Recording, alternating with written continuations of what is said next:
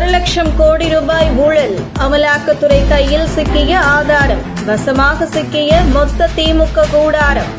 டாஸ்மாக் நிறுவனங்களை குறிவைத்து தமிழகத்தில் முக்கிய இடங்களில் நடந்து வரும் அமலாக்கத்துறை அதிரடி சோதனையில் மொத்த திமுக கூடாரமும் ஆட்டம் கண்டுள்ளது.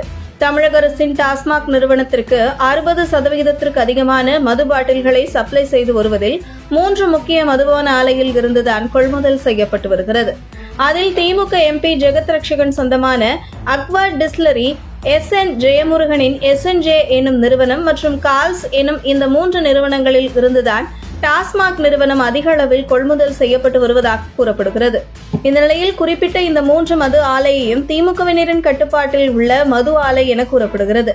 இந்த நிலையில் சம்பந்தப்பட்ட இந்த 3 நிறுவனங்களின் தலைமை அலுவலகம் அமலாக்கத்துறையினர் அதிரடி சோதனை நடத்தி வரும் வேளையில் இந்த 3 நிறுவனத்திடமிருந்து மது பாட்டில்களை கொள்முதல் செய்யும் தமிழக அரசின் டாஸ்மாக் நிறுவனத்தின் அலுவலகத்திலும் அமலாக்கத்துறையினர் அதிரடி சோதனை மேற்கொண்டு வரும் நிலையில் பல முக்கிய ஆவணங்களை அமலாக்கத்துறையினர் கைப்பற்றியுள்ளதாக தகவல் வெளியாகியுள்ளது.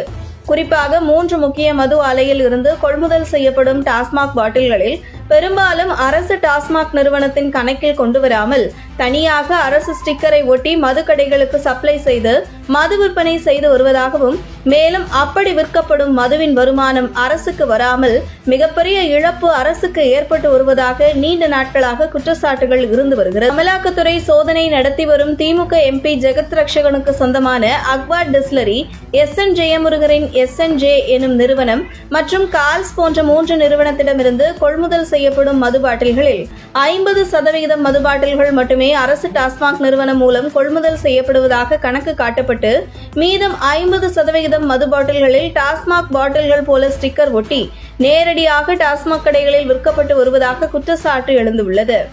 உதாரணத்திற்கு, மது நிறுவனத்திடம் இருந்து ஒரு மது பாட்டிலை 30 ரூபாய்க்கு டாஸ்மாக் நிறுவனம் வாங்கி அதை 130 ரூபாய்க்கு விற்பனை செய்வதனால் அரசு டாஸ்மாக் நிறுவனத்திற்கு ஒரு மது பாட்டில் மூலம் 100 ரூபாய் லாபம் கிடைக்கிறது.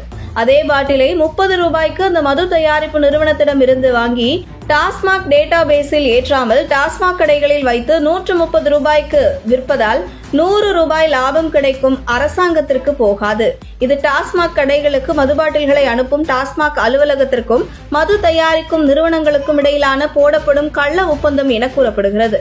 இந்த கள்ள ஒப்பந்தத்தின் மூலம் கொள்ளையடிக்கும் சிஸ்டத்தை கொண்டு வந்ததே திமுக அமைச்சராக பொறுப்பேற்ற பின்பு செந்தில் பாலாஜி தான் என கூறப்படுகிறது.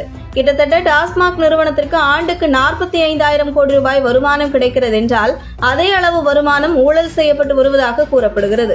அந்த வகையில் 2023, 2024 ஆண்டில் டாஸ்மாக் மூலம் தமிழக அரசுக்கு 45,855.67 கோடி ரூபாய் வருமானம் கிடைத்துள்ள நிலையில் இந்த டாஸ்மாக் மூலம் திமுக ஆட்சிக்கு வந்த 3 வருடத்தில் சுமார் 1,00,000 கோடி ரூபாய் ஊழல் நடந்திருக்கும் என்கிற அடிப்படையில் தற்பொழுது அமலாக்கத்துறை அதிரடி சோதனையில் பல முக்கிய ஆவணங்கள் சிக்கியுள்ளதாக வெளியான தகவல் மொத்த திமுக கூடாரமும் சிக்கும் சூழல் உருவாகியுள்ளது என்கிறது அரசியல் வட்டாரங்கள்.